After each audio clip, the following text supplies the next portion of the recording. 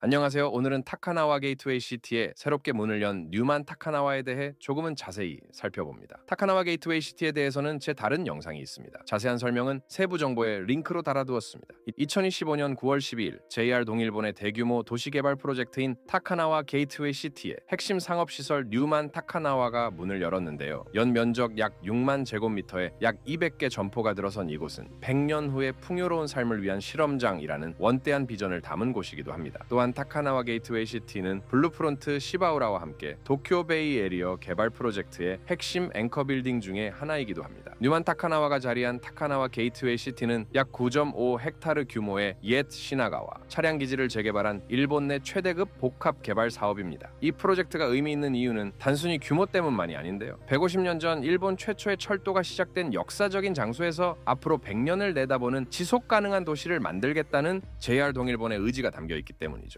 하지만 그 의지와 다르게 지난 4월에는 사실 볼 게 별로 없었습니다. KDD만이 입주했을 뿐이었죠. 이런 면에서 뉴만 타카나와는 JR 동일본이 타카나와 게이트웨이 시티의 장대한 비전을 어떻게 구체적으로 구현할지 많은 기대가 쏠린 곳이기도 합니다. 뉴만은 JR 동일본 산하의 상업시설인 루미네의 상위 브랜드인데요. 신주쿠나 유락초 쪽에 가보신 분들은 한 번쯤은 루미네를 보셨을 텐데요. 이번 뉴만 타카나와 매장은 2016년 신주쿠, 2020년 요코함에 이은 세 번째 매장입니다. 뉴만 신주쿠점은 블루보틀 신주쿠점 때문에 많이 알려지기도 했죠. 루미네와 뉴만의 차이는 명확한데요. 루미네가 20대와 30대 여성을 위한 유행 중심의 합리적 패션을 제공한다면 뉴만은 30대와 40대 여성을 주요 고객으로 삼아 더 높은 품질의 제품과 라이프 스타일을 제안한다는 점입니다. 그렇다 보니 뉴만의 브랜드 정체성은 빛나는 것보다 빛나기를 계속하는 것을 돕는 공간이라는 철학을 가지고 있죠. 이는 일시적인 화려함보다 지속 가능한 아름다움, 순간적인 만족보다 장기적인 가치를 추구한다는 의미죠. 스스로를 가꾸고 발전시키며 다양한 생활 방식을 탐구하는 성숙한 소비자를 위한 장소로 자리매김하는 것이 뉴만의 목표입니다. 이러한 브랜드 철학은 타카나와 게이트웨이 시티의 100년 후를 내다보는 비전과 자연스럽게 맞닿아 있다고 볼 수 있습니다. 뉴만 타카나와는 3개 건물에 걸쳐 각기 다른 성격을 지닌 영역으로 나뉩니다. 링크필러 남쪽과 북쪽의 1층부터 4층까지는 약 4만 4천 제곱미터에 약 170개 매장이 자리하고 있습니다. 28층과 29층에 자리한 옥상 정원 루프트바움은 연면적 약 8천 제곱미터에 11개 매장이 들어서는 도심 속 별장을 지향합니다. 2026년 봄 개업 예정인 미무레에는 약 8천 제곱미터에 약 20개 매장이 들어서며 커뮤니티가 중심인 곳이죠. 이 세 공간은 각자의 정체성을 유지하면서도 유기적으로 연결된 하나의 세계를 만들어냅니다. 가장 주목할 부분은 내부의 곡선 설계입니다. 직선적인 고층 건물의 외관과 대비되도록 내부는 의도적으로 부드럽게 처리했죠. 벽에서 천장까지 이어지는 나무 패널이 연속적인 곡선을 그리며 흐르는데요. 매 층마다 중심 통로를 만들고 그 옆에 2개의 다른 바닥재를 사용해 각 층의 느낌에 맞는 분위기를 만들고자 했습니다. 통로 중간중간에는 휴식 공간을 배치해 사람들이 충분히 쉴 수 있게 배려했는데요. 특히 인상적인 점은 거의 모든 휴게 공간이 아이들을 중심으로 설계되었다는 점입니다. 가족 단위 손님들의 방문을 유도하기 위한 전략으로 보이는데요. 겉으로 드러나지 않지만 굉장히 세심한 배려가 느껴졌습니다. 이러한 특징은 분기츠를 포함해 서점 및 다양한 시설이 함께 있는 코모레비라에서 가장 두드러지죠. 여기에 음악과 각 층마다 다른 향을 더해 사람들이 오감을 자극받도록 했습니다. 이는 방문자에게 심리적 안정감을 주는 동시에 상업시설이 지닐 수 있는 차가운 인상을 최대한 줄이는 역할을 하죠. 각 층에 내려갈 때마다 향이 변하는 걸 곧바로 알 수 있으니까요. 사람들은 이곳에서 쇼핑이 아닌 머무름을 경험하게 되죠. 동선 중심의 디자인은 모든 브랜드가 통로에 맞춰 매장을 구성하도록 만들었습니다. 이를 가장 잘 관찰할 수 있는 곳은 남동에서 북동을 넘어가는 길목에 위치한 로컬스입니다. 일본 로컬 상품을 판매하는 이곳은 길목에서 사람들이 손쉽게 물건을 구경할 수 있게 매장을 꾸며놓았고 로컬 상인들이 직접 나와 상품을 소개하고 있었습니다. 뉴만 오픈과 함께 열린 일본 크래프트 사케 페어와도 결이 비슷한 접근이었죠. 뉴만 타카나와 안에는 수많은 브랜드가 있지만 제 관점에서 가장 돋보였던 곳은 나카가와 마사이치 상점, 액투스, 버미큘라입니다. 나카가와 마사이치 상점은 원래 공간 브랜딩이 강한 브랜드입니다. 부드러워 보이지만 사실 브랜드의 존재감이 매우 강하죠. 그런데 뉴만에서는 브랜드 감도를 굉장히 많이 줄였습니다. 특히 간판을 기존의 로고 간판보다는 서체 간판을 메인 간판으로 내세웠죠. 뉴만이라는 큰 흐름 속에 자신을 녹여낸 것입니다. 편집샵인 액투스는 다른 방식을 선택했습니다. 뉴만의 동선에 맞춰 쇼룸을 배치하면서 매장의 경계를 모호하게 만들었습니다. 자일에 있는 시보네에서도 볼 수 있는 방식이지만 액투스는 한 걸음 더 나아갔습니다. 매장이 어디에서 시작해서 끝나는지 구분하기 어려울 정도죠. 그렇다 보니 특정 브랜드를 강조하기보다는 액투스의 관점을 표현하는 데 집중하게 됩니다. 방문자의 시선은 자연스럽게 제품과 구성에 머물게 되죠. 버미큘라는 또 다른 선택을 했습니다. 이곳은 예전 다이카냐마 플래그십 스토어가 문을 닫고 옮긴 곳인데요. 델리, 식당, 쇼룸을 뉴만의 동선에 맞춰 세 곳으로 나누었습니다. 식당에서 식사를 할 사람은 식당으로, 테이크아웃을 원하는 사람은 델리 코너로, 제품을 보고 싶은 사람은 쇼룸을 이용하면 됩니다. 저는 이전에 다이카냐마 매장에서 제품도 사고 밥도 먹었는데요. 수직적으로 나뉘어 있던 구조가 사라지고 필요한 경험을 선택할 수 있게 되면서 버미큘라 브랜드의 본질이 더 간결하고 명확하게 전달되는 느낌이었습니다. 뉴만 타카나와의 가장 큰 특징은 남동과 북동의 명확한 역할 분담입니다. 이는 단순한 공간 구분이 아니라 고객 동선과 소비 패턴을 고려한 정교한 상업 전략이라고 할 수 있는데요. 남동은 트렌드와 럭셔리에 집중했습니다. 2층에는 샤넬, 프라다 뷰티, 에르메스 인 컬러 등 세계적인 럭셔리 뷰티 브랜드가 입점했는데요. 럭셔리 매장만 바닥이 통일되어 있는 편입니다. 그 외에 남쪽 매장에는 감각이 뛰어난 패션 브랜드와 웰니스를 지향하는 브랜드들이 집중 배치되어 있습니다. 여기에 5층의 코모레비라가 문화적 깊이를 더하고 있죠. 슈퍼로는 세이조이 씨와 마츠모토 키요 씨가 입점해 다양한 소비자의 니즈를 맞추고 있는데요. 버브 커피 로스터스도 새롭게 문을 열었는데요. 저는 깜박하고 못 가봤네요. 반면 북동은 품질 높은 일상생활을 지원하는 브랜드들이 중심을 이루고 있습니다. 북동에는 메이지아를 입점시켜 균형을 맞춘 것 같더군요. 메이지아 같은 경우 아자부다이 힐즈 마켓점과 다르게 제품의 폭을 많이 늘렸습니다. 특히 델리 쪽의 비중을 크게 늘려 퇴근하는 사람들을 공략했는데요. 메이지아의 시그니처 상품인 마이잼 시리즈도 당연히 강조했습니다. 메이지아의 상징이기도 하니까요. 저는 이전에 메이지아 다이마루 도쿄점과 아자부다이 힐즈 마켓점을 가보았는데요. 아자부다이 힐즈 마켓점은 워낙 고가 프리미엄 슈퍼를 지향하다 보니 생각보다 제품 수가 많은 편은 아니었습니다. 또한 다이마루점도 델리관과 같이 있다 보니 메이지아 특유의 감각을 충분히 느끼기는 조금 어려운 면도 있었습니다. 이와 다르게 뉴만 타카나와점은 타카나와 게이트웨이 시티의 다양한 소비자군을 위해 상품 라인을 굉장히 다양하게 만들었다고 볼 수 있었습니다. 육류, 차, 탄산수 코너가 정말 다양했고요. 맥주 코너에는 기린 맥주와 기린 맥주 산하의 크래프트 비어인, 스프링밸리 브루어리 제품이 많았습니다. 2023년 주세법 개정 이후 기린의 전략을 다시 한번 볼 수 있었습니다. 제가 방문했을 때는 오픈 기념으로 홋카이도 식품 특별전을 하고 있었습니다. 매장 전체의 4분의 1 정도를 할당한 규모였는데요. 홋카이도에서 유제품으로 절대적인 사랑을 받는 료카테이의 마루에시 샌드와 초콜릿 제품을 비롯해 맥주, 식재료, 식품들을 판매하고 있었습니다. 홋카이도의 명물인 스프 카레도 당연히 있었죠. 카레 제품 같은 경우 시세이도 팔러에서부터 시작해 다양한 카레 제품을 진열했는데요.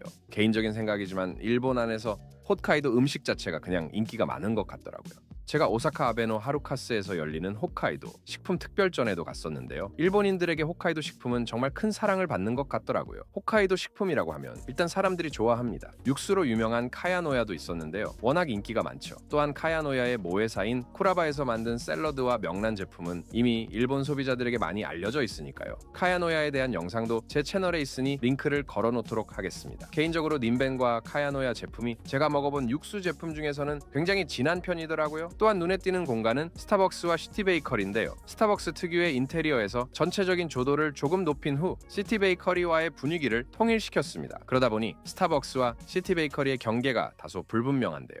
사람들이 두 매장을 동시에 이용할 수 있게 공간을 만들었습니다. 테라스 매장에서는 타카나와 게이트웨이역과 타카나와 주변 선로 지역을 볼 수 있게 만들어 공간감을 최대한 끌어올렸습니다. 또한 겨울에는 사우나주도 입점할 예정인데요. 이곳에 KDDI의 본사가 있다는 걸 생각한다면 퇴근 후 피로를 풀 수 있는 최적 동선을 만들었다고 할 수 있습니다. 이러한 배치는 치밀한 전략이라고 할 수 있는데요. 북동이 주변 주민과 약 2만 명의 직장인들을 일상적으로 끌어들이는 강력한 고객 유입 엔진 역할을 하기 때문이죠. 장을 보러 왔다가 점심을 먹으러 왔다가 운동복을 사러 왔다가 자연스럽게 다른 층을 둘러보게 되는 구조입니다. 다른 매장을 찾기 위해서는 길을 따라 걸어가야 하기 때문이죠. 이렇게 북동에서 만들어낸 안정적이고 지속적인 고객 흐름을 특별한 체험을 제공하는 남동으로 자연스럽게 이끄는데요. 이러한 동선으로 만든 공간이 가장 빛나는 곳이 바로 코모레비라입니다. 남동 5층의 코모레비라는 약 4,000제곱미터 규모의 문화 공간입니다. 나무십 사이로 비치는 햇살을 뜻하는 이름처럼 이곳은 어른과 아이가 각자의 빛으로 빛나는 공간을 지향합니다. 코모레비라를 기획한 히라쿠는 체류형 서점 분키츠 도쿄를 운영하는 회사인데요. 이들은 뉴만과 함께 모두가 자신만의 방식으로 시간을 보낼 수 있는 공간을 만들고자 했습니다. 대부분의 상업시설은 어른 구역과 아이 구역을 명확히 나누는 편인데요. 아이들은 시끄럽고 어른들은 조용해야 한다는 고정관념 때문이죠. 하지만 코모레비라는 이런 구분을 거부하는데요. 부모가 책장을 넘기는 동안 아이는 바로 옆에서 블록을 쌓고 아이가 색연필로 그림을 그리는 동안 부모는 몇 발짝 떨어진 카페에서 여유를 즐깁니다. 각자의 시간을 누리면서도 같은 공간 안에 함께 있는 것, 그것이 이곳의 핵심이라고 할 수 있죠. 층 전체가 하나의 작은 마을처럼 자연스럽게 이어져 누구나 편안하게 거닐 수 있는 건 덤이고요. 다른 상점들과 자연스럽게 연결되는 동선을 구성해 공간이 서점에만 한정되지 않도록 했는데요. 또한 넉넉한 여유 공간을 활용해 팝업 스토어나 다양한 행사를 개최할 수 있도록 설계했으며, 이를 위해 바닥 마감재와 구성에도 특별히 신경을 썼습니다. 분키츠 도쿄는 코모레비라의 중심이자 약 3,300제곱미터 규모의 새로운 플래그십 서점인데요. 기존 로퐁이 매장은 입장료를 받는 회원제 서점이었지만 이곳은 누구나 부담 없이 들어와 책과 만날 수 있도록 문턱을 낮췄습니다. 신간과 화제작은 물론 작은 출판사의 독립 출판물이나 절판 직전의 희귀본까지 약 10만 권이 빼곡히 있습니다. 하지만 분키츠가 자랑하는 건 책의 양이 아닙니다. 큐레이션의 깊이죠. 단순히 베스트셀러를 전면에 배치하는 대신 일과 쉼, 관계와 고독, 변화와 성장 같은 삶의 주제를 중심으로 책을 엮어내죠. 책장을 따라 걷다 보면 자신도 몰랐던 관심사를 발견하게 되는 셈이죠. 223석 규모의 카페 라운지는 타카나와 지역 최대 규모를 자랑합니다. 특히 남동과 북동이 이어지는 곳에 라운지를 설치해 공간이 죽는 것을 막았습니다. 코모레비라는 결국 함께 있지만 각자인 시간의 가치를 믿는 공간이라고 할 수 있는데요. 이곳은 아이는 아이대로, 어른은 어른대로 자신만의 속도로 머물리기는 제한하죠. 다양한 시간들이 한 공간 안에서 평화롭게 공존하는 것, 그것이 코모레비라가 만들어낸 새로운 풍경이자 뉴만 타카가와 지향하는 빛나기를 계속하는 것, 철학과 맞닿아 있습니다. 루프트바움은 뉴만 타카나와의 상징적 공간입니다. 독일어로 공기 러프트와 나무 바움을 합친 이름으로 하늘과 녹음이 만들어내는 공간을 의식해 설계했죠.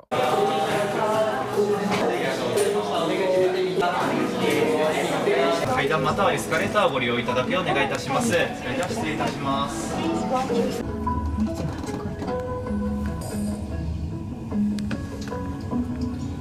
28階でございます。28階で降りてドアが開きます。ご利用お願いいたします。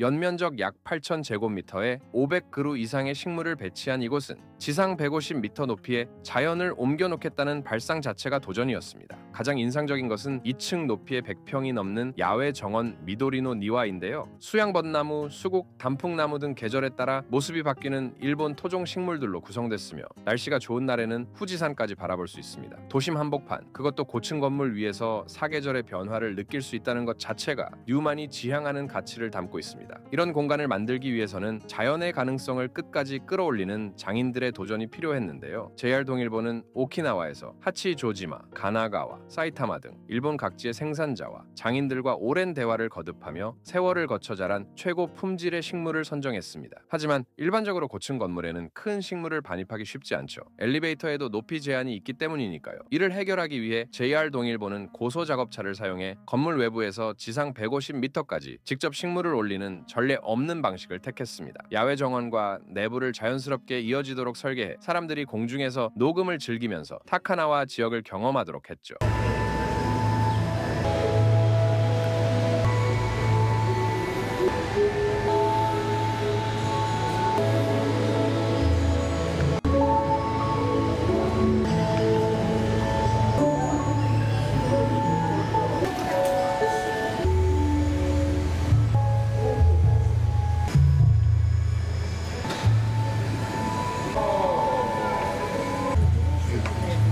전망이 좋은 좌석에는 레스토랑을 배치해 상업적인 부분도 끌어올렸습니다. 경험과 수익성, 그리고 접대까지 고려했다고 할 수 있죠. 루프트바움의 또 다른 특징은 상업시설 최초로 설치된 360도 입체 음향 시스템입니다. JR 동일보는 루프트바움을 하나의 거리로 간주해 방문하는 공간, 시간대, 구역에 따라 나아가 계절에 따라서도 음악이 바뀌도록 만들었습니다. 그리고 이 모든 음악이 하나의 연속성을 이루도록 큐레이팅했죠. 레스토랑에서 복도로 정원으로 이동할 때마다 음악이 자연스럽게 변화하면서도 전체적으로는 하나의 음악 경험을 제공합니다.